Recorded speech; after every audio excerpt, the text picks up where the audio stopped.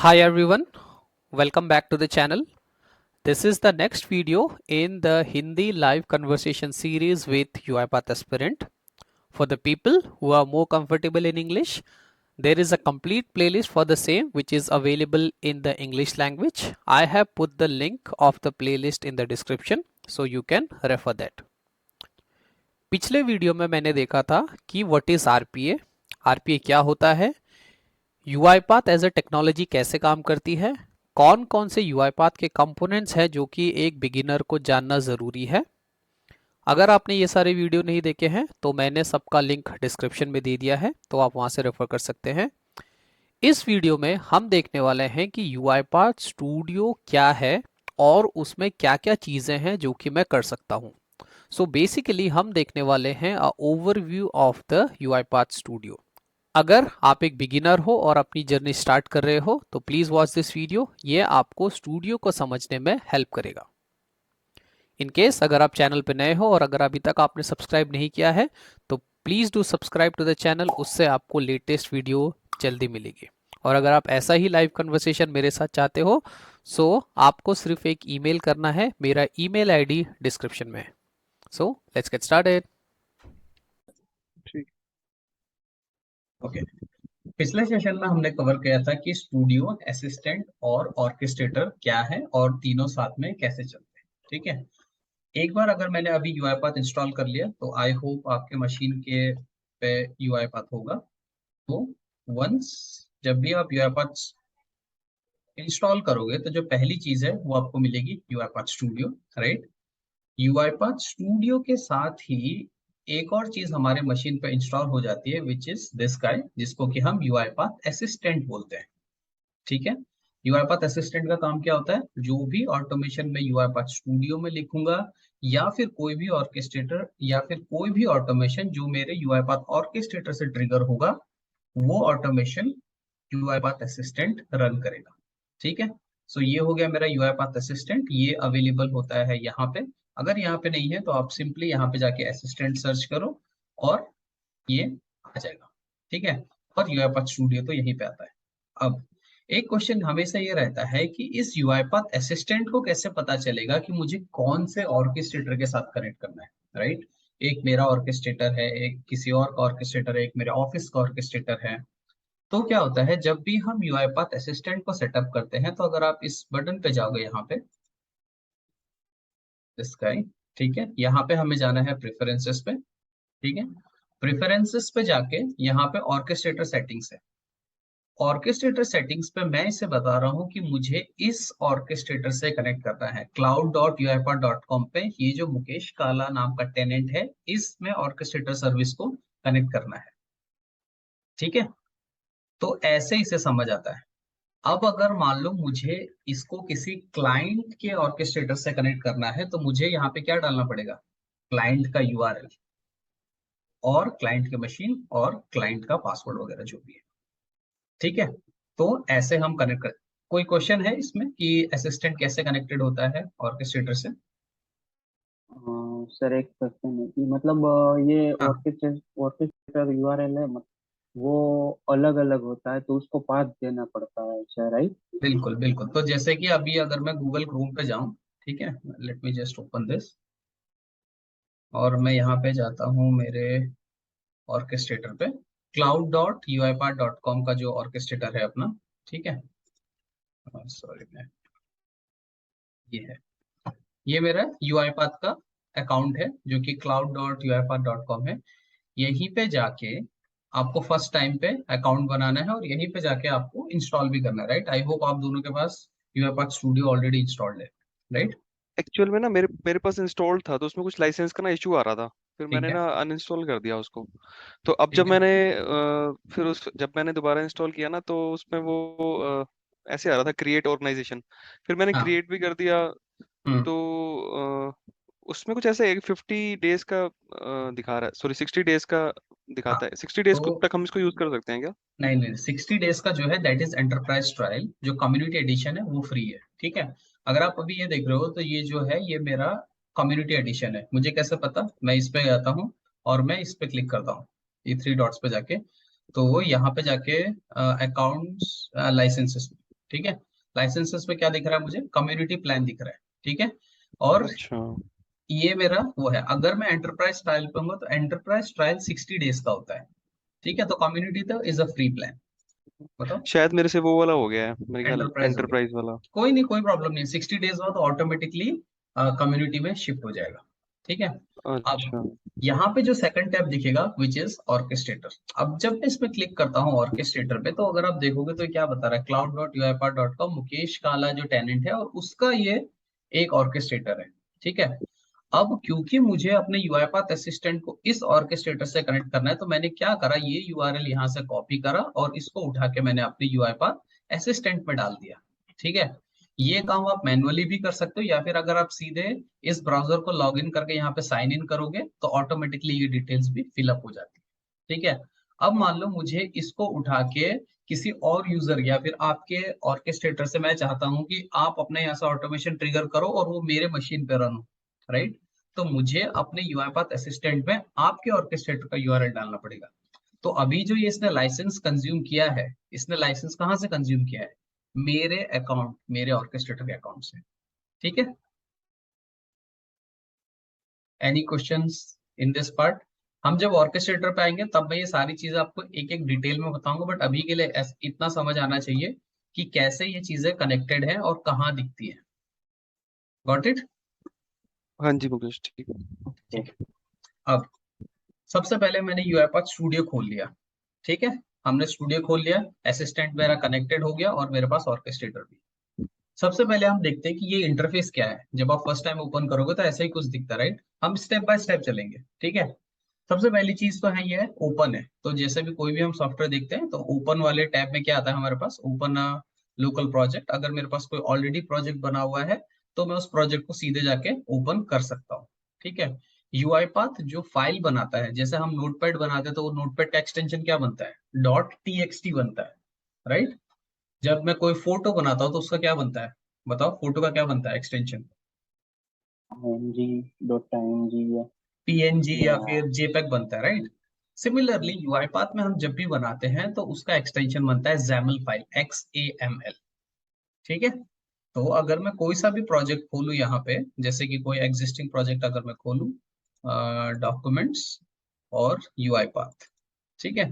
तो ये एक चीज याद रखना कि कोई भी प्रोजेक्ट जो भी हम यूआईपाथ में बनाते हैं उसका जो एक्सटेंशन बनता है वो बनता है .xaml, और उसमें एक मेन फाइल होती है और जो प्रोजेक्ट फाइल होती है वो जेसन टाइप की होती है, .json, ठीक है। तो ये फाइल को मैं सीधे अगर यूआईपाथ स्टूडियो में ब्राउज करूंगा तो ये प्रोजेक्ट खोल पाएगा, तो वो हम जाते हैं यहाँ से। उसके बाद जो दूसरा मेन्यू है वो है स्टार्ट मेन्यू। स्टार्ट मेन्यू में हम सीधे जाके, ये तो मेरे सारे रिसेंट्स के प्रोजेक्ट दिख रहे हैं यहाँ पे, जो जो मैंने अभी बनाए होंगे। मैं कोई एग्जिस्टिंग प्रोजेक्ट खोल सकता हूँ। यहाँ पे जो है ये प्रोजेक्ट बनाने का ऑप्शन है।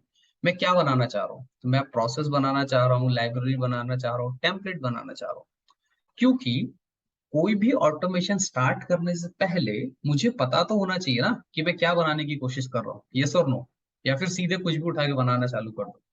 फर्स्ट मुझे पता होना चाहिए, राइट, मैं क्या बनाने वाला हूँ।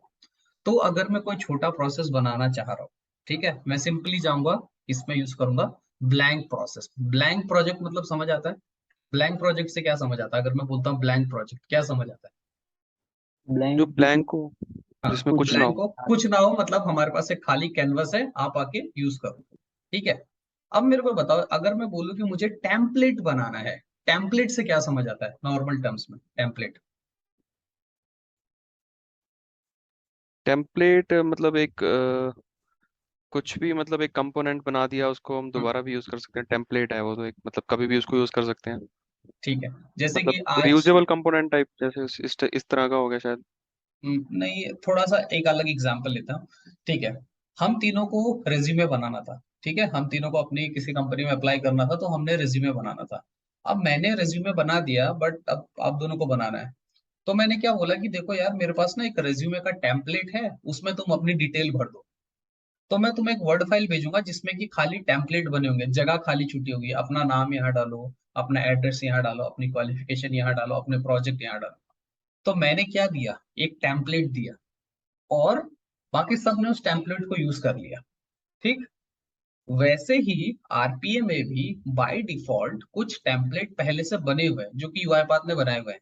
हम हमेशा अपना ब्लैंक प्रोसेस स्टार्ट कर सकते हैं यहाँ से, बट हमारे पास बहुत सारे टेम्पलेट है। जैसे कि अगर मैं एक रियल टाइम ऑटोमेशन बना रहा हूँ जिसमें बहुत सारे ट्रांजेक्शन इन्वॉल्व है, क्यूज का यूज है, ट्रांजेक्शन प्रोसेस है, तो आरपीए यूआईपाथ मुझे कहता है कि तुम आरपीए रोबोटिक्स एंटरप्राइज फ्रेमवर्क का टेम्पलेट यूज कर लो। ठीक है, ये रहा टेम्पलेट। मुझे आज के दिन में एक ऑटोमेशन चाहिए जो कि सिर्फ बैकग्राउंड में यूज हो रहा है, बैकग्राउंड ऑटोमेशन बनाना है। मेरे पास दो तरीके हैं, या तो प्रोसेस से बनाओ या फिर टेम्पलेट यूज कर लो। So what do you think, कौन सा ऑप्शन हमेशा इजी रहेगा, टेम्पलेट से स्टार्ट करना या फिर ब्लैंक प्रोजेक्ट से स्टार्ट करना? What do you guys think? Template से स्टार्ट करना easy है ना, रहेगा। टेम्पलेट अगर है मेरे पास तो स्टार्ट करना इजी रहेगा, राइट? बट छोटे छोटे ऑटोमेशन के लिए हम अभी प्रोसेस पे जाएंगे। हम टेम्पलेट्स, यहाँ पे बहुत सारे टेम्पलेट्स, आप मोर पे क्लिक करोगे तो आपको और भी टेम्पलेट्स मिल जाएंगे। हमारे पास ऑलवेज एक ऑप्शन है कि जैसे मैं एक कंपनी में एक क्लाइंट के लिए काम कर रहा हूँ, अब मैं चाहता हूँ कि मेरी पूरी टीम एक अलग टाइप का टेम्पलेट यूज करे जो कि ना कि यूआईपाथ के पास है, बट वो स्पेसिफिक मेरा है, राइट? मैं अपनी टीम का टीम लीड हूँ और मैं चाहता हूँ कि मेरे सारे डेवलपर्स वही टेम्पलेट यूज करें। तो मैंने क्या करा, मैं सिंपली गया यहाँ पे जाके मैं नया टेम्पलेट बना सकता हूँ। ठीक है, तो इस पेज पे आपको क्या क्या डिटेल दिखती है? हम एक प्रोसेस बना सकते हैं, हम एग्जिस्टिंग टेम्पलेट को यूज कर सकते हैं, अगर ये देख रहे होंगे, हम एक नया टेम्पलेट बना सकते हैं खुद के लिए। ठीक है, अब एक चीज आती है लाइब्रेरी। लाइब्रेरी क्या होता है? जैसे कि मान लो एक ऑटोमेशन है, ठीक है, उस ऑटोमेशन में मुझे एक एसएपी एप्लीकेशन को लॉगिन करना है। एसएपी एप्लीकेशन का login ID, password, SAP application पे जाना, पासवर्ड रिसेट करना, वो सब सेम है। मैंने ऑलरेडी एक बार कर दिया। अब मेरा क्लाइंट मुझे बोलता है कि यार मेरे पास 10 और ऑटोमेशन है जहां पे कि मुझे सेम यही लॉगिन यूज करना है।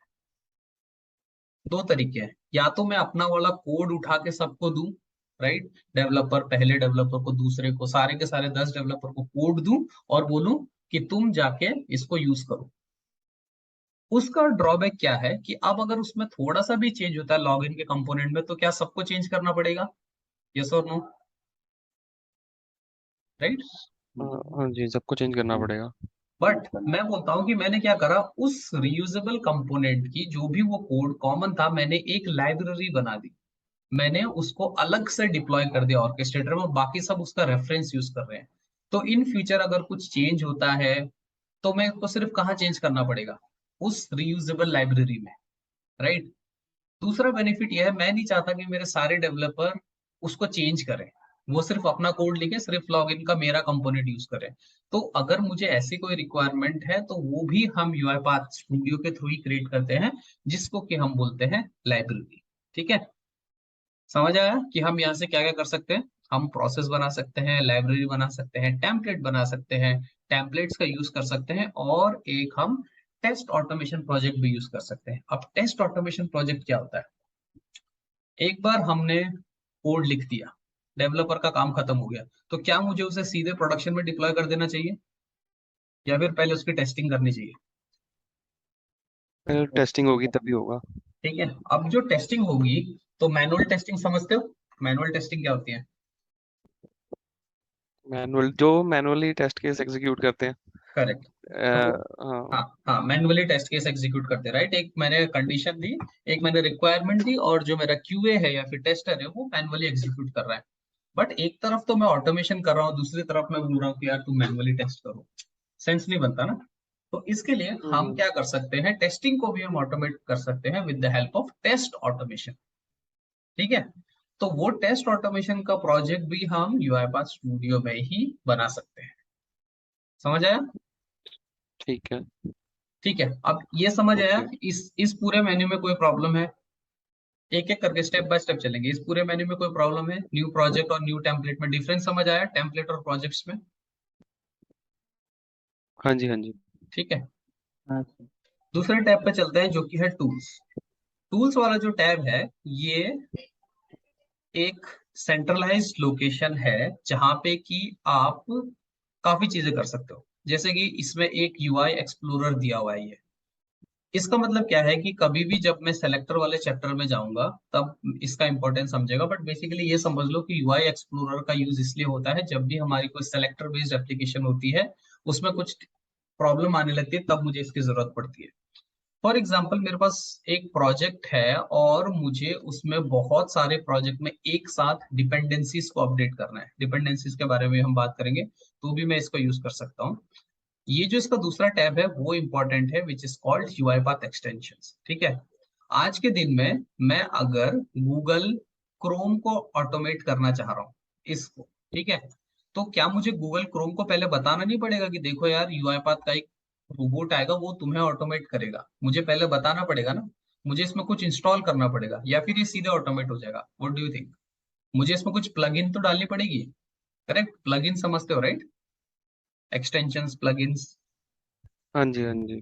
ठीक है, तो सिमिलरली यहाँ पे जाके अगर आप देखोगे एक्सटेंशंस में जाके कोई भी मुझे टाइप ऑफ सॉफ्टवेयर इंस्टॉल करना पड़ता है या फिर किसी भी मैं करता हूँ तो ये सारे बाय डिफॉल्ट एक्सटेंशंस अवेलेबल हैं।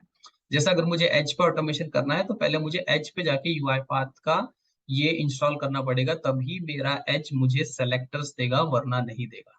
ठीक है, तो फायरफॉक्स तो मेरे मशीन पे है नहीं तो इसलिए ये डिम दिखा रहा है। अगर आपके मशीन पे फायरफॉक्स है और आपको चाहिए कि फायरफॉक्स को ऑटोमेशन करना है तो इसे जाके इंस्टॉल करना पड़ेगा। ठीक है, सिंपल है। सेलेक्टर्स कैसे, मतलब एक बार बताओगे सेलेक्टर्स मतलब? सेलेक्टर्स के चैप्टर पे आएंगे तो हम बात करेंगे, अभी मैं नहीं जा रहा उसमें ओके, डीप ओके। में, राइट? सो स्टेप बाय ठीक स्टेप है, ठीक। चलते हैं। ठीक है, एक्सटेंशन मतलब ये समझ लो कि अगर मुझे आज के दिन पे एज पे कुछ ऑटोमेशन करना है तो मैं चाह रहा हूँ कि एज मुझे अलाउ करे, तो मुझे उस पर एक एक्सटेंशन इंस्टॉल करना पड़ेगा। उसके लिए मैं यहाँ पे आऊंगा और इसको इंस्टॉल करूंगा। इंस्टॉल अनस्टॉल हम यहाँ से कर सकते हैं। ठीक है, प्लगइन्स है। अच्छा, सोर्स कंट्रोल किस किस को समझ आता है? सोर्स कंट्रोल का नाम सुना है कभी? Git, SVN, TFS. हाँ जी। यस, एसवीएन पे। एसवीएन पता है? एसवीएन पता है। अच्छा, आपको आपको पता है सोर्स मुझे कंट्रोल भी। क्या होता है? हाँ जी, इसका पता है। हाँ, तो जैसे कि फॉर एग्जांपल एक क्यों यूज करते हैं हम सोर्स कंट्रोल? सोर्स कंट्रोल इसलिए यूज करते हैं, मैं डेवलपर हूँ, आज मैंने कोड लिखा, इस कोड को मैं कहाँ रखूँ? अपने लोकल मशीन पे रखूँ? व्हाट नहीं, डू थिंक? लोकल पे। क्या क्या कभी किसी प्रॉब्लम? कभार सेंट्रलाइज हाँ, सेंट्रलाइज सर्वर पे ही रखेंगे, क्योंकि उसमें रिस्क हो सकता है मशीन बिल्कुल क्रैश कर जाए या फिर कुछ ठीक प्रॉब्लम है, हो जाए। राइट। हाँ, तो मैंने एक सर्वर पे रख दिया, उस सर्वर को हम बोलते हैं सोर्स कंट्रोल। ठीक है, हाँ दूसरा जी। बेनिफिट ये है कि अभी एक बहुत बड़ा प्रोजेक्ट है, राइट? उसमें कुछ 100-200 रिक्वायरमेंट है। क्या एक डेवलपर पूरा प्रोजेक्ट कर सकता है? करने को तो कर सकता है, टाइम बहुत ज्यादा लग जाएगा। मैं चाहता हूँ कि मेरी टीम के 10 डेवलपर उसी प्रोजेक्ट में काम करें, तो क्या 10 के 10 सॉल्यूशन बनाएंगे तो उनको मर्ज कौन करेगा? राइट, ओवरराइड हो जाएगा कोड, इसका कोड उसका कोड, किसके कोड को प्रायोरिटी देनी है, राइट? सोर्स कंट्रोल मैनेजमेंट जो कि कोड को मेंटेन करेगा, ये सारा काम होता है सोर्स कंट्रोल रिपोजिटरी का, जो कि अलग अलग टाइप के होते हैं। गिट है, एसवीएन है, टीएफएस है। गिट एक फ्री सोर्स है इसलिए मैंने यूज करा है। एसवीएन और टीएफएस, एसवीएन अपाचे का है और टीएफएस एज्योर का है, राइट? दोनों के लिए लाइसेंस लगते हैं। तो मैंने गिट इंस्टॉल किया हुआ है अपने मशीन पे। तो बेसिकली मैं ये बोल रहा हूँ कि UI path by default in तीनों से कनेक्ट कर सकता है, गिट, एसवीएन, टीएफएस से। आपको सिर्फ इसको ये बताना है कि ये मेरी रिपोजिटरी है, यहाँ जाके कोड चेक इन मार दो। ठीक है, तो अगर कल को मेरे पास एसवीएन आ जाता है तो मुझे सिर्फ यहाँ पे एसवीएन इनेबल करना है। ठीक है, कल को मेरे पास टीएफएस आ जाता है तो मुझे को टीएफएस इनेबल करना है। ये काम होता है मेरे टूल्स में जाके, प्लगइन्स में। ठीक है, टेम्पलेट्स। टेम्पलेट्स बाय डिफॉल्ट ये सारे टेम्पलेट्स हमारे पास अवेलेबल हैं जो कि अपने को मिलते हैं। हमारे पास ऑलवेज ऑप्शन है, हम नया टेम्पलेट खुद का भी बना सकते हैं। टीम्स, टीम यही अभी जो हमने बात करा, क्योंकि मैंने यहाँ टूल्स पे जाके सिर्फ गिट इनेबल करा है इसलिए मुझे टीम पे सिर्फ गिट दिख रहा है। अगर मैं यहाँ पे एसवीएन, टीएफएस अलाउ कर दूंगा तो मुझे यहाँ पे दिखने लगेंगे। ठीक है, उसके बाद जो ऑप्शन है वो है सेटिंग का। तो ये इंग्लिश थीम वगैरह तो I think it's self explanatory. यहाँ पे एक जो इंपॉर्टेंट चीज आती है वो डिजाइन टैब में, अगर आप यहाँ पे देखोगे तो use modern for new projects. ठीक है, जब भी हम यूआईपाथ में प्रोजेक्ट बनाते हैं तो हमारे पास दो टाइप के एक्सपीरियंस है, एक मॉडर्न एक्सपीरियंस और एक क्लासिक एक्सपीरियंस। ठीक है, अब हम कोड किस में करना चाहते हैं? सो मॉडर्न और क्लासिक एक्सपीरियंस में बस इतना डिफरेंस है कि मॉडर्न एक्टिविटीज थोड़ी एडवांस एक्टिविटीज हैं, उस पे आपको बहुत सारी चीजें यूआईपाथ खुद करके दे देता है। But depending upon your requirement, आपके प्रोजेक्ट की रिक्वायरमेंट, आप मॉडर्न को ऑफ भी कर सकते हो और ऑन भी कर सकते हो। अगर मुझे चाहिए कि यार मैं जब भी नया प्रोजेक्ट बनाऊं मुझे मॉडर्न एक्टिविटीज चाहिए, तो मुझे यहाँ पे जाके यूज मॉडर्न को ऑन करना पड़ेगा। अगर मुझे नहीं चाहिए तो मैं इसको सिंपल ऑफ कर दूंगा। बाय डिफॉल्ट जब भी आप नया यूआईपाथ स्टूडियो इंस्टॉल करोगे तो डिजाइन में जाके यहाँ पे आपको ये ऑन दिखेगा। इससे ये होगा कि जब आप अंदर जाओगे तो आपको बहुत सारी चीजें नहीं दिखेगी। जैसे कि आपको डेटा स्क्रैपिंग नहीं दिखेगा, उसका नाम कुछ और होगा, राइट। तो उसमें आपको मॉडर्न एक्टिविटीज की हेल्प चाहिए। हम स्टार्ट करेंगे क्लासिक एक्टिविटीज से, क्योंकि अगर मुझे क्लासिक पता होगी तभी मैं मॉडर्न को समझ पाऊंगा, राइट। तो इसके लिए मैंने ये फ्लैग ऑफ कर रखा है। ठीक है, तो ये फ्लैग हम अभी ऑन रख रहे हैं क्योंकि हम क्लासिक्स में करना चाह रहे हैं। ठीक है, लोकेशन ये सारे डिफॉल्ट है कि आप प्रोजेक्ट कहाँ करना चाहते हो, so this are self explanatory, इस पर उतना नहीं बात करेंगे। मैनेज सोर्सेस, इसके बारे में जब मैं स्टूडियो टूर पे जाऊंगा तब मैं बताऊंगा। लाइसेंस प्रोफाइल, ठीक है, ये क्या है। तो यूआईपाथ जो स्टूडियो है वो दो फ्लेवर में आता है। पहला फ्लेवर है यूआईपाथ स्टूडियो, दूसरा फ्लेवर है यूआईपाथ स्टूडियो एक्स। स्टूडियो मतलब जो लोग ऑटोमेशन खुद बनाना चाह रहे हैं, जो उनके पास थोड़ा सा प्रोग्रामिंग का एक्सपीरियंस है, ठीक है, और जो लोग कोड लिखना चाहते हैं उनके लिए यूआईपाथ स्टूडियो है। यूआईपाथ का एक और फ्लेवर है जिसको कि हम बोलते हैं यूआईपाथ स्टूडियो एक्स। ये किसके लिए है, बिजनेस यूजर्स के लिए। जैसे कि मैं एक कंपनी का सीईओ हूँ या सीटीओ हूँ या फिर काफी बड़ी पोस्ट पे एचआर मैनेजर हूँ, मुझे ऑटोमेशन करना है बट मुझे कोड नहीं लिखना। तो मैं क्या करूंगा, मैं सिंपल यूआईपाथ स्टूडियो एक्स में जाऊंगा। स्टूडियो एक्स में मेरे पास एक्टिविटीज आएंगी सीधे ड्रैग एंड ड्रॉप कॉन्फ़िगर करने के लिए, मुझे कोड लिखने की जरूरत ही नहीं पड़ेगी। बट इसकी कैपेबिलिटीज लिमिटेड है only to the business application. अगर मुझे कॉम्प्लेक्स लॉजिक लिखना है, डेटा को मैनिपुलेट करना है, तो will always stick to studio. At any moment of time हम इजीली स्विच कर सकते हैं स्टूडियो और स्टूडियो एक्स से। यहाँ पे आके change profile studio x, change profile studio. ठीक है, any question till this point. Mukesh, एक बात पूछनी थी कि इसमें मतलब कौन सी कोडिंग आनी चाहिए, सी शार्प या कुछ मतलब। अच्छा, तो जो ये है, ये डॉट नेट लैंग्वेज को सपोर्ट करता है। ठीक है, ठीक जो है। आपकी वीबी होगी, जो आपकी सी शार्प हो गई, दोनों ही डॉट नेट फ्रेमवर्क के ऊपर है। तो अगर ठीक आप है। कोई प्रोग्रामिंग सीख रहे हो तो आई वुड सजेस्ट कि आप वीबी डॉट नेट पढ़ना चालू करो। ठीक है, सी वीबी शार्प डॉट के, नेट। वीबी डॉट नेट अगर सी शार्प की नॉलेज है तो वो भी चलती है, क्योंकि अभी मैं दिखाता हूँ। जैसे कि तो ये समझ आया पहले, ये क्लियर हो गया, हम्म। राइट। हेल्प, तो अगेन क्लियर। हेल्प जो product documentation and all those things, right. अब देखो, अब मैं जाता हूँ ओपन पे, सॉरी स्टार्ट पे, और हम एक नया प्रोजेक्ट बनाते हैं। तो अभी हम कोई प्रोजेक्ट नहीं बना रहे, टेम्पलेट में यूज नहीं कर रहा अभी। मैं सिंपली जाऊंगा एक ब्लैंक प्रोजेक्ट पे। Do you see this option, language. हाँ जी, हाँ जी, वीबी सी ठीक है, शार्प। वीबी और सी शार्प, राइट। तो वीबी हम्म। और सी शार्प ये है कि जब भी आप अंदर कोड लिखोगे यूआईपाथ के अंदर, तो आप कौन सी लैंग्वेज यूज करना चाह रहे हो। तो बाय डिफॉल्ट इट इज हाँ। वीबी, और mostly VB is easy to learn. आप सिंटेक्स सर्च करोगे तो वीबी का मिलेगा। अगर आपको सी शार्प पढ़नी है तो कंसेप्ट सेम है, बट अगेन अगर आप स्टार्ट करना चाह रहे हो तो स्टार्ट फ्रॉम वीबी। ठीक है, डन। ठीक है। कहाँ से सीख सकते हैं वीबी?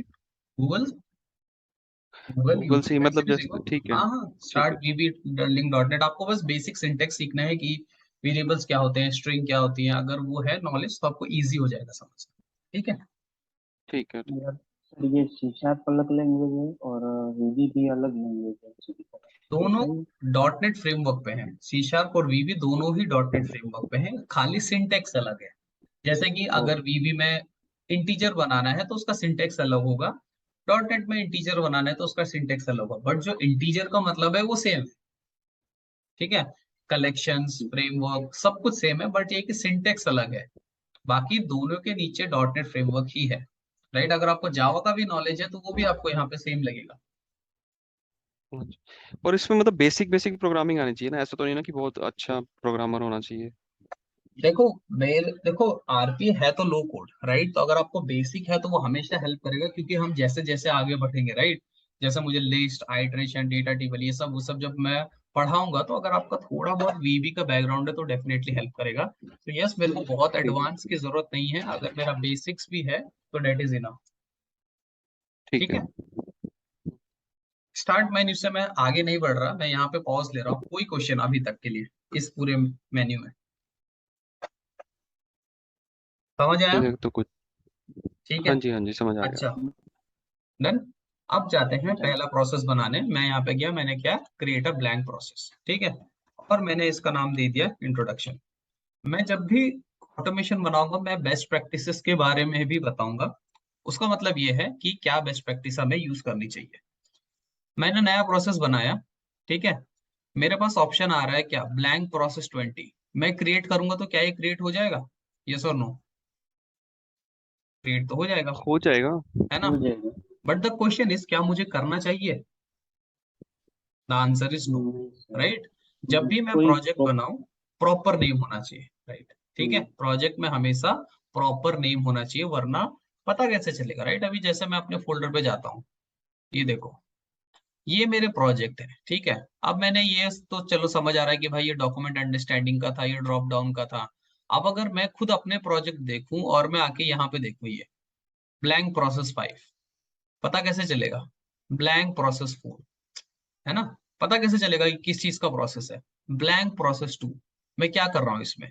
अगर मैं प्रॉपर नेम दे देता, जैसे कि ये है लीनियर सैंपल लीनियर डेमोर, या फिर मैं जैसे ये दिया हुआ है मैंने, ये भी गलत है, रोबोटिक्स इंटरफेस फ्रेमवर्क 1। जैसे कि अगर मैंने कहीं पे दिया हुआ है, जैसे ये हैकाथॉन के लिए मैंने ऑटोमेशन फॉर गुड बनाया, राइट? तो मुझे इससे पता चलता है ये फाइंड चिल्ड्रन का डेमो है, ये एपीआई ऑटोमेशन पे है, राइट? तो इसके लिए ये नाम सही से देना जरूरी है, ठीक है। मैंने इसको दे दिया अपना इंट्रोडक्शन। दूसरी जो चीज है वो है ये डिस्क्रिप्शन। ये डिस्क्रिप्शन क्यों जरूरी है? क्योंकि जब मैं इस प्रोसेस को डिप्लॉय करूंगा, कहाँ पे, ऑर्केस्ट्रेटर पे, यानी कि यहाँ पे। अब अगर मैं प्रोसेसेस पे जाता हूँ, ठीक है, तो अगर जो मेरा डिस्क्रिप्शन रहता है, ये मेरा प्रोसेस है, इसका डिस्क्रिप्शन मुझे यहाँ दिखता है, इस जगह पे, ठीक है। जब मैंने ये वाला प्रोसेस बनाया हेलो वर्ल्ड, मैंने कोई डिस्क्रिप्शन नहीं दिया तो ब्लैंक प्रोसेस दिख रहा है, ठीक है। जब मैंने ये डिस्पैचर बनाया तो मुझे यहाँ पे प्रॉपरली लिख रहा है कि ये डिस्पैचर है, load the item of the offer details to the queue. कौन सा वाला अच्छा लग रहा है, ये है ये? कौन ऊपर सा? वाला, डिस्पैचर डिस्पैचर राइट, डिस्पैचर बराबर वाला। है ना? तो हाँ हाँ। इसीलिए ये थोड़ा सा टाइम लेता है, बट इसको प्रॉपरली भरना जरूरी है, ठीक है। इंट्रोडक्शन टू मे बी यूआईपाथ, ठीक है, लैंग्वेज सेलेक्ट कर ली और क्रिएट कर दिया, ठीक है। अब एक क्वेश्चन आता है दिमाग में कि यार मैंने बना दिया और मैं गलती से ना नाम चेंज करना भूल गया या फिर डिस्क्रिप्शन डालना भूल गया, तो क्या मुझे नया प्रोजेक्ट बनाना चाहिए फिर से, या फिर इसको एडिट करने का ऑप्शन होगा मेरे पास? What do you guys think? मेरे हिसाब से तो होगा ही। इतना टूल, इतना बड़ा टूल है तो उसको भी होगा ही। अच्छा, तो इतना बड़ा टूल है तो होना चाहिए, ठीक है। देखते हैं, अगर जैसे ये बना हुआ प्रोजेक्ट है मान लेते हैं, राइट? अब मुझे इसमें कुछ एडिट करना है तो मैं सिंपली क्या जाऊंगा, यहाँ पे प्रोजेक्ट पे जाऊंगा, ठीक है, ये है। इस पे अगर आप यहाँ पे जाओगे तो ये सेटिंग टैब खुलेगी which is called project settings, ठीक है। प्रोजेक्ट सेटिंग पे जाके आप यहाँ पे ये बदल सकते हो, ठीक है, इंट्रोडक्शन और इंट्रोडक्शन टू यूआई पाथ। समझ आया? यहाँ पे जाके मैं चेंज कर सकता हूँ, बट इसके लिए मुझे क्या चाहिए? यूआई पाथ स्टूडियो, है ना? बिना यूआई पाथ तो स्टूडियो ये अगर हाँ, तो स्टूडियो में तो कर रहे हो। हाँ, नहीं, बट अगर मेरे को, मैं तुम्हें सीधे प्रोजेक्ट दे दूं और मैं बोलूँ कि नहीं बदलना है और मेरे पास स्टूडियो भी नहीं है, एक और तरीका है। जब भी मैंने क्या कहा था, जब भी हम प्रोजेक्ट बनाते हैं, देखो अब मैंने ये प्रोजेक्ट बनाया, तो ये प्रोजेक्ट कहाँ बना होगा? ये प्रोजेक्ट बना है मेरी C: डॉक्यूमेंट्स में यूआई पाथ के अंदर, ठीक है। अभी मैंने सिर्फ इंट्रोडक्शन करके ब्लैंक प्रोजेक्ट बनाया था, तो बाय डिफॉल्ट यूआई पाथ ने ये सारे प्रोजेक्ट दे दिए, ठीक है। हर एक प्रोजेक्ट के अंदर there is something which is called project dot JSON file, ठीक है। इसमें आप राइट क्लिक करके एडिट मारोगे तो ये नोटपैड में खुलेगी, और यहाँ पे भी वही सारी डिटेल्स रहती है, नेम, डिस्क्रिप्शन, डिपेंडेंसीज कौन कौन से यूज कर रहा है, and all those details, right? तो अगर कभी मुझे ठीक है। चेंज करना है तो मैं यहाँ पे भी आके इसको चेंज कर सकता हूँ, ठीक है। That is just an extra ठीक है। इंफॉर्मेशन अभी हाँ जी। यहाँ, हाँ, ठीक है। ब्लैंक प्रोजेक्ट जब भी आप बनाते हो तो आपके पास ये सारे फोल्डर्स बनते हैं। एक XAML जो बाय डिफॉल्ट बनती है उसका नाम है main.xaml, ठीक है। तो ऐसे हम प्रोजेक्ट को रीनेम कर सकते हैं। तो प्रोजेक्ट बनाना मेरे को आ गया, ठीक है। ओके, सो इस वीडियो को अब मैं यहीं पर रैप करना चाहूँगा। आई होप कि आपको स्टूडियो समझ आया होगा कि क्या क्या चीज़ें हैं कि जो कि हम स्टूडियो में कर सकते हैं। अगर आपके पास कोई भी फर्दर क्वेश्चन है तो प्लीज़ मुझे कमेंट्स में या फिर ईमेल करके आप पूछ सकते हैं। Thank you for watching. If you like this video, please do subscribe to the channel and happy automation.